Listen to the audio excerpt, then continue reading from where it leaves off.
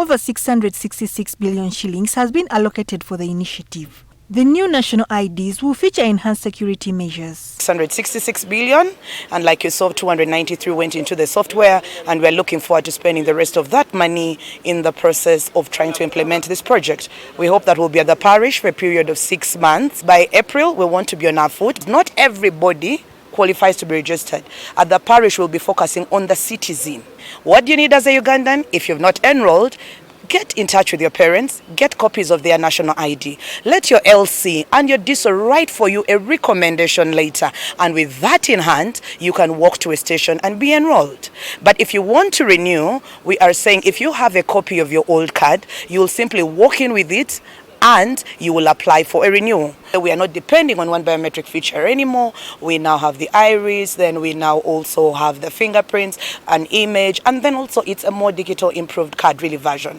And for the people in Nasa Road, I think that really we are 1 year ahead of them. At least 10,000 registration assistants have been trained to support the registration process and ensure a proper alignment of the National Registry. The government says all access to services will be linked to the National Identification Card. I've estimate about over 10,000 registration assistants have been recruited and have been on a training, and so those will be deployed at parish level. We hope that there will be a ratio of 2 people. Going forward, all government services will be pegged on a national ID, whether it is a transaction, whether it is land, whether it is to do with the medical. During the workshop, stakeholders emphasized the need for meaningful discussions between the East African community nations regarding the porous borders and communities that cut across the different countries. You go to Busia, they are Samia the other side, they are Samia this side. As in the case of Agri and Mudiawori, same family.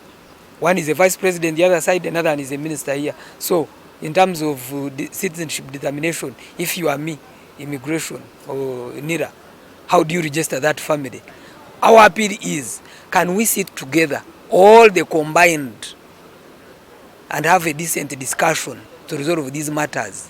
We have a particular problem with some of the Banyarwanda or Bavandimwe who even don't know any of the indigenous language. So if you are me issuing an ID or a passport, how would you treat such a person? So verification is a continuous thing to say, I was born here, these are my parents. Is there any problem with that? No. I have got credible evidence on people with multiple documents. By June this year, over 15.8 million national IDs issued between 2014 and 2015 will expire. On whether government will fulfill its promise and give Ugandans new national IDs after a series of delays and postponements, time will tell. Ndagire, NTV Weekend Edition.